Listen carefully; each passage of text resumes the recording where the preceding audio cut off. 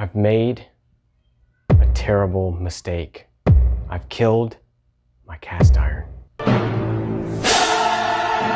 Okay, so I didn't kill it, but I definitely fudged it up quite a bit, right? So here's the deal. Here's what I did. What did the Hobbit do? I made a couple errors in this.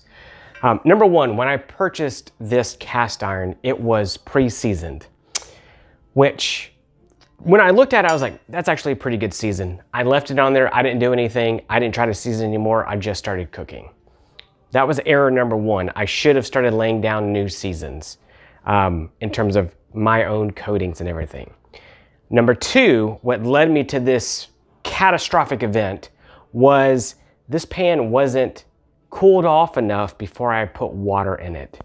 So one of the methods, for those of you that are curious, one of the methods of cleaning cast irons is to, while it's still warm, throw some water in it, then start scrubbing it. Stuff comes out much, much easier. Once it heats up and dries, it gets a little bit harder to, or cools off rather, it gets a lot harder to kind of clean these things. But what happened is whenever I put the water in there, a lot of this, what I thought was seasoning, started coming off. Now, the seasoning process, you can find all kinds of stuff on there, on the internet, on the YouTube. The method that I'm gonna be using today is the Cowboy Rollins. And if you don't know who Cowboy Rollins is, don't worry, I'm putting the link below because that man knows what he's talking about. Now, many people are like, oh, you're not supposed to use soap, water because it'll ruin your seasoning. I'm here to tell you that if your seasoning comes off because of Dawn soap, then it was never really on in the first place. You may be throwing things at the screen or yelling at me. Leave it in the comments, whatever, okay? I do wash some of mine in the sink with soap, if so requires. If not, I just use water and salt, okay?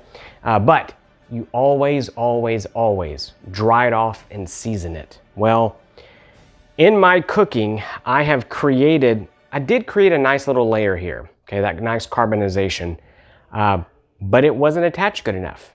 So we're gonna remedy that today. But this also opens up another opportunity for me to do something.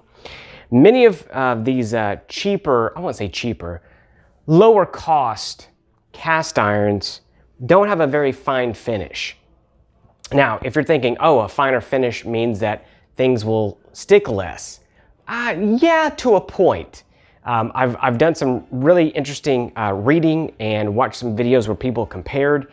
And what they showed essentially was, well, if it's a smooth mirror finish, that doesn't necessarily mean that it's gonna be better non-stick, okay? It's all really about the seasoning. So here's what we're gonna do today.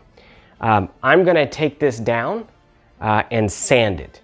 I'm gonna start with a 60 grit, and then I'm gonna drop down to a 120 grit, okay? And what that's gonna do is that's gonna help me lay down some of these edges and bumps to smooth it just a little bit, because I use this a lot for pancakes and whatnot. Then I'm gonna season the hell out of this. And the way that we're gonna do this is, again, following Cowboy Kent. We're gonna use flaxseed oil. We're not just gonna put one season on it, not just two, 3 at the minimum. And the way that we're gonna do that, we're gonna coat it with our flaxseed oil. We're gonna heat it in the oven for 1 hour at 350 degrees.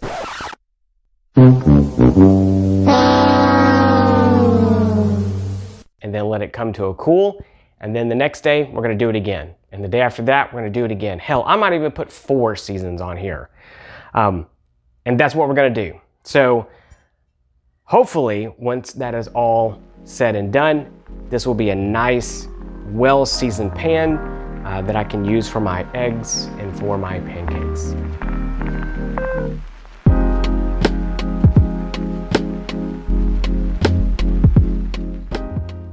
So here we've got that level of polish where you can tell that we've knocked down a lot of those ridges and bumps. And so now we've got a really smooth surface. This is after 60 grit and then on to 120 grit. So now we go wipe it down, clean it up. Let's treat it with some flaxseed oil. If you're looking for some type of flaxseed oil, this is what I'll be using. You want to make sure that it's organic and that it's 100% flaxseed all the way. So make sure that you're looking at your blends here. It's really good stuff.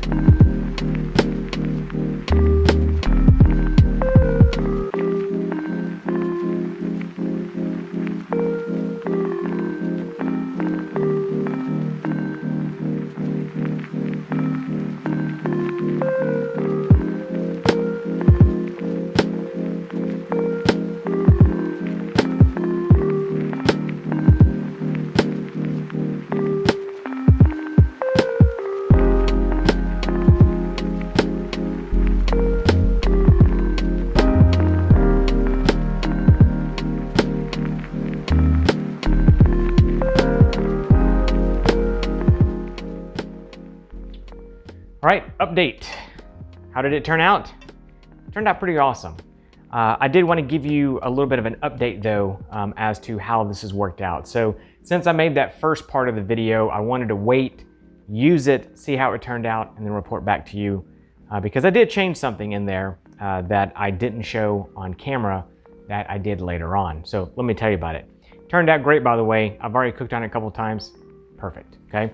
So, I did use the flaxseed oil. That turned out great, but I was reading a little bit more online, and essentially what they were talking about is when this, I said carbon earlier, and I think I meant like polymerization, is that you want a different mixture of fats in there. And so different oils give you different fats. Now, from my understanding and reading, any of the things that you find online, they're gonna work just fine. I opted to do a mixture. So I did the flaxseed oil 3 times, and then I went ahead and did some canola oil as well. And so I just kind of layered those on top. So I went through probably 4 or 5, I think it was just 4 seasoning levels on this before I even cooked on it. And the first thing I cooked on it was like bacon, which made a huge mess, but bacon and like Spam, just a few meats, just to get some of that temperature up really, really high.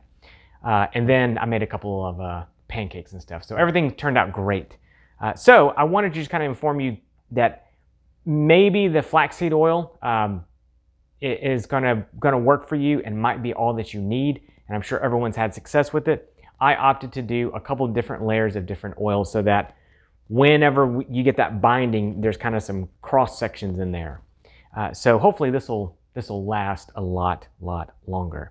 I've got to say that the process, I will note as well, when you use different oils, your temperature has to change with those oils, because some oils have a much higher smoke point, and you want to hit that because that's when you want it to essentially burn on there.